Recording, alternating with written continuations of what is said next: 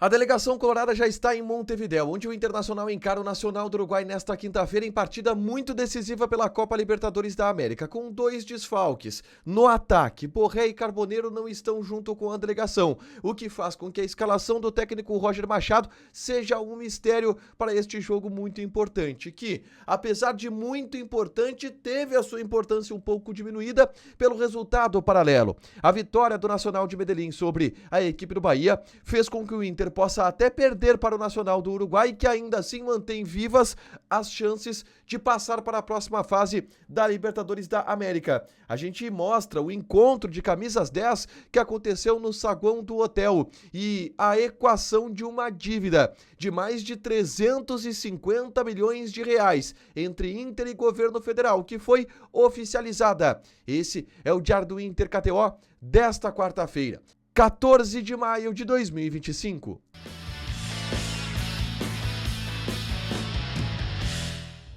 Tudo bem, gente? Obrigado pela participação aqui. Não esquece de deixar teu like, te inscrever, de ativar as notificações. Bora falar do Internacional aqui no A Dupla. Nesse vídeo, um resumo do que de mais importante aconteceu no noticiário colorado ao longo desta quarta-feira. E a gente começa falando sobre o dia colorado, que foi de treino e chegada até Montevidéu, onde o Inter encara nesta quinta-feira aquela que era até então a partida do ano. O jogo mais importante do Internacional neste momento, porque pode encaminhar uma classificação ou uma eliminação do Inter na Libertadores da América. E na chegada a Montevidéu, uma informação importante. Os dois jogadores que haviam treinado nos últimos dias, Borré e Carboneiro, não ficaram à disposição do técnico Roger Machado. E com isso, não são opções para a partida desta quinta-feira. Eles ficaram em Porto Alegre, não viajaram para o Uruguai, e eu falo de Rafael Borré e de Johan Carboneiro, os dois atacantes colombianos que ainda não estão plenamente recuperados das lesões musculares que eles tiveram. E isso tudo faz com que exista uma grande dúvida em relação à escalação do Internacional para esta partida. Sem Borré no comando do ataque, Luca seria o titular. Mas existe uma possibilidade de Roger fazer um experimento ou fazer uma alteração na equipe.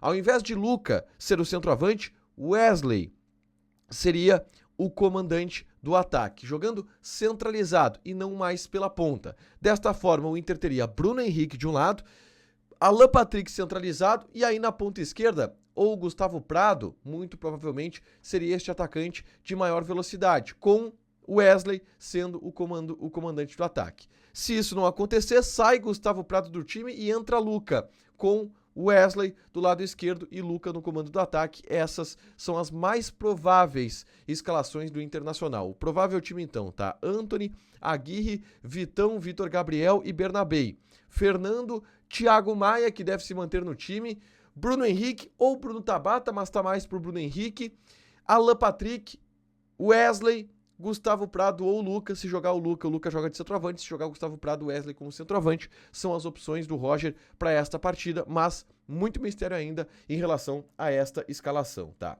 Na tarde desta quarta-feira, inclusive, eu gravei um vídeo aqui no canal falando sobre Wesley, atacante que não marcou gols ainda nessa temporada de 2025 e é tido no bastidor colorado como o grande jogador que pode virar a chave do momento do Internacional, marcando gols e trazendo mais confiança. Tudo isso no vídeo que eu gravei na tarde dessa quarta-feira, é só conferir aqui no canal, tá? Informações importantes também na chegada do Internacional a Montevidéu. Ener Valencia teve uma lesão muscular grau 2. A gente já trazia essa informação, mas agora ela é oficial por parte do Internacional. Lesão muscular na coxa esquerda, grau 2, o que faz com que, muito dificilmente, o Borré volte a jogar pelo Internacional antes da parada para o Mundial de Clubes. A tendência é que ele só volte a jogar mesmo no mês de julho em função desta lesão. No saguão do Hotel Colorado, um encontro mágico. Em Montevidéu, Rubem Paz, meia histórico do Internacional e uruguaio, esteve recepcionando a delegação colorada. Ele é muito amigo do D'Alessandro, por exemplo, diretor técnico do Internacional. E olha essa foto. Os três maiores camisas 10, talvez, dos últimos tempos do Internacional. Tem o Yarley nesse bolo também. O Yarley com certeza estaria nessa lista, mas a gente está falando de D'Alessandro, Rubem Paz e o Alan Patrick. 3 camisas 10 históricos do Internacional no saguão do hotel, uma foto pesada que mostra muito da história do Internacional com jogadores deste nível, tá? E no saguão do hotel, Na concentração colorada em Montevidéu, todo mundo acompanhou a partida entre Atlético Nacional e Bahia. Jogo do grupo do Internacional e que impacta diretamente na vida do Inter no grupo F da Libertadores da América. A vitória por 1-0 do Nacional de Medellín contra o Bahia faz com que o Inter tenha a seguinte condição para a partida desta quinta-feira contra o Nacional do Uruguai. E o resultado, ele é considerado positivo.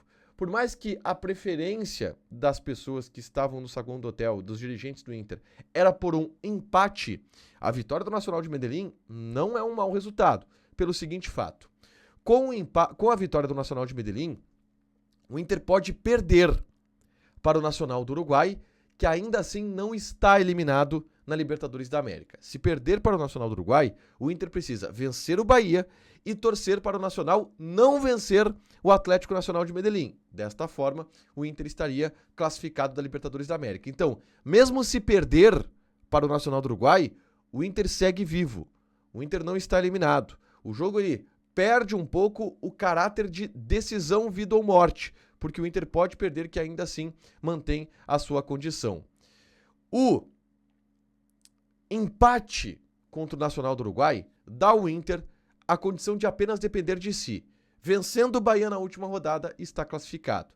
E uma vitória contra o Nacional do Uruguai, primeiro, elimina a equipe de Montevidéu e segundo, dá ao Inter a vantagem de jogar pelo empate contra o Bahia para garantir uma vaga na próxima fase. A vitória do Nacional de Medellín, ela não foi ruim. E essas são as condições do Internacional. Eu devo fazer um vídeo simulando isso na tarde de amanhã, porque o Inter tem boas condições dentro da Libertadores da América ainda, mesmo perdendo para o Nacional do Uruguai. Por último, foi oficializada na sede da Procuradoria-Geral da Fazenda Nacional o acordo entre Inter e governo federal para a equalização de uma dívida de mais de 350 milhões de reais. Mais de 378 milhões de reais, mais precisamente. O governo federal anuncia este valor de 378, mas o valor de 378 nunca foi lançado no balanço da dívida do Internacional, porque o Inter ainda recorria de alguns valores, inclusive com ações judiciais.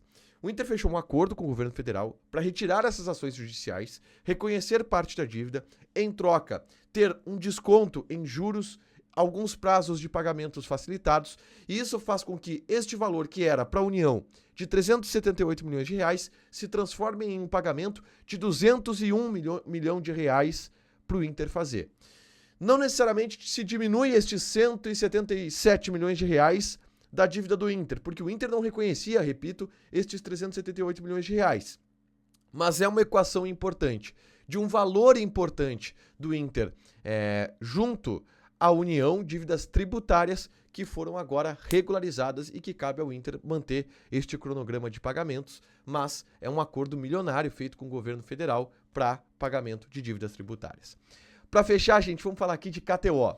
Liga do Milhão KTO. Eu tive nesta quarta-feira em um evento da KTO falando tudo sobre Liga do Milhão, tá? Recados importantes. Para você concorrer na Liga do Milhão KTO, jogue a partir de R$5. Não vale aquelas apostas especiais de sistemas, de free bets. Mas joga porque existem prêmios diários, existem prêmios mensais que você pode conferir lá no site da KTO, tá? Além do ranking geral da Liga do Milhão, tem um ranking dos influenciadores, onde eu e o Matheus teremos uma recuperação épica e a gente convida vocês a acompanhar isso em todas as horas da dupla KTO, live que a gente faz aqui à noite. A gente vai mostrar esta nossa reação. A gente é o top 48, mas a gente vai lá para as cabeças. A partir de agora é a remontada do A Dupla. Deixa teu like, te inscreve, ativa as notificações que vai ter mais conteúdo aqui no canal. Beijo!